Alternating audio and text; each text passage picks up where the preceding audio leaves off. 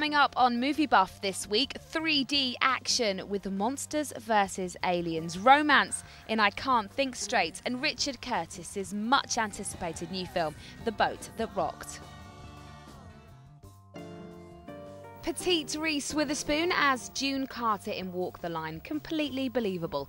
Petite Reese Witherspoon as a 49-foot giant. Well, once you've seen Monsters vs Aliens, also completely believable. The Legally Blonde star heads up an A-list cast in DreamWorks' new 3D animation, lending her voice to Susan Murphy, a woman who's hit by a radioactive meteor on her wedding day and transformed into a very tall and very confused giant.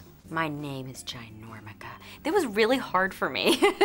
I've never been in an action film, so they kept saying to me, like, be like Arnold Schwarzenegger or Sylvester Stallone. I was like, how do you do that? I don't even know.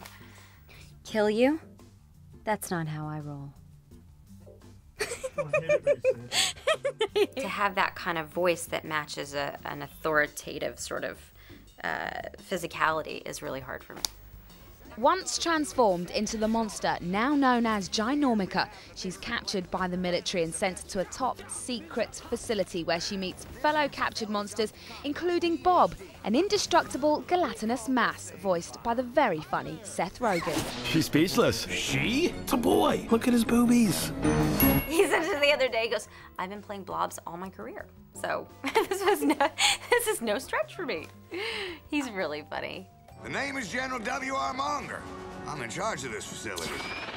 The monsters are forbidden from having any contact with the outside world and are kept in their secret facility by the General, voiced by none other than Jack Bauer himself, Kiefer Sutherland. What a fantastic break from kind of the doomsday seriousness of 24 to being able to go and do this voice that was so over the top. In 1950, it was decided that Jane and Joe Public could not handle the truth about monsters and should focus on more important things like paying taxes.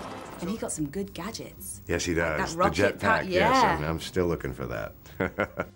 The monsters are finally released when they're called upon to protect the rather unsuspecting public from an alien invasion. Now, if you were a fan of Shrek and Kung Fu Panda, you'll love this new animation. It's got all the qualities of a good DreamWorks film with an amazing cast, which also includes Hugh Laurie and Rainn Wilson. And one thing I haven't mentioned is this film has the added bonus of being in 3D. A great one for the youngsters and all you self-confessed big kids.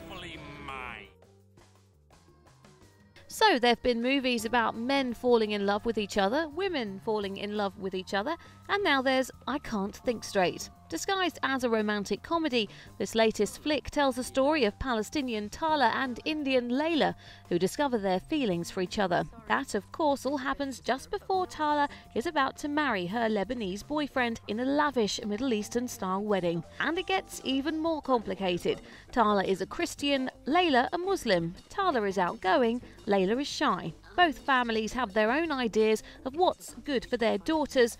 You can see where this is all going. What did I miss? I'm gay. But I've only been gone 2 hours. You always said you just wanted us to be happy. I lied. There are various elements that I guess people might find controversial that tend to be traditionally touch papers for people's emotions, but I hope that people look past that. We've tried to deal with them in a light-hearted way. You know, I think I found those weapons of mass destruction Bush was looking for. How clever of him to disguise them as 2 Arab housewives. I Can't Think Straight is also author Shamim Sharif's directing debut, but writing a story and turning it into a film are 2 quite different things, especially when it comes to directing those romantic scenes. Have you ever done this before? Filming the love scenes on I Can't Think Straight was, for me as a first-time director, I think I was more terrified than anybody that particular day on set. I knew what I wanted conceptually from them. I wanted something erotic, something sensual, something that expressed really the love between these 2 women. While the film tries to portray some serious and controversial issues, it fails to deliver any of this in any convincing way. But then, let's not forget, it is a love story after all. So our advice, be less critical, just sit back and enjoy. Play this game. I just don't wanna be another rerun. Come on, girl, fly into the sun. You learn something real from the pain. After hugely successful blockbusters, 4 Weddings and a Funeral, Bridget Jones and Love Actually, writer-director Richard Curtis is back with his latest offering, The Boat That Rocked. Now, a film about a bunch of radio DJs on a pirate station that's based on a boat in the sea. It's not exactly the kind of plot one has come to expect from our king of romantic comedies.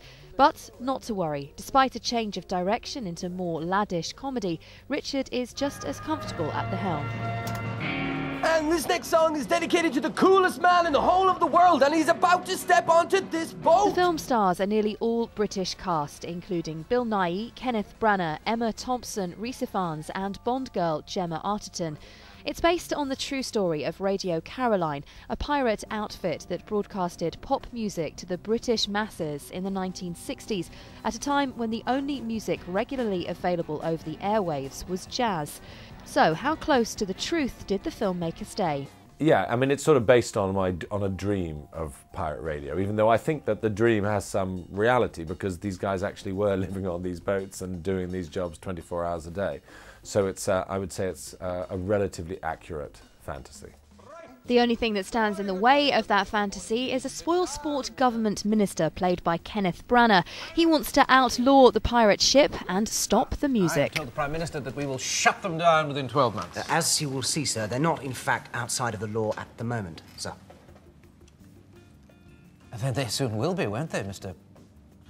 Fredericks? When Richard asked me originally to come and be part of a reading of the piece, he does lots of readings along the many drafts of the screenplay that he works on. And I found that as soon as my character appeared in this room full of ebullience and fun and sort of a kind of mad, hysterical, youthful energy, this sort of voice of doom was sounded, and I could feel the temperature in the room change, and as soon as I finished speaking, the mood lifted and it was all sort of bubbly and champagney again. Despite his character's presence, there is a lot of fun and frolics, as Bill Nighy, as the programme controller, looks after his big personalitied DJs. It's a light-hearted watch with an amazing soundtrack, so rock on.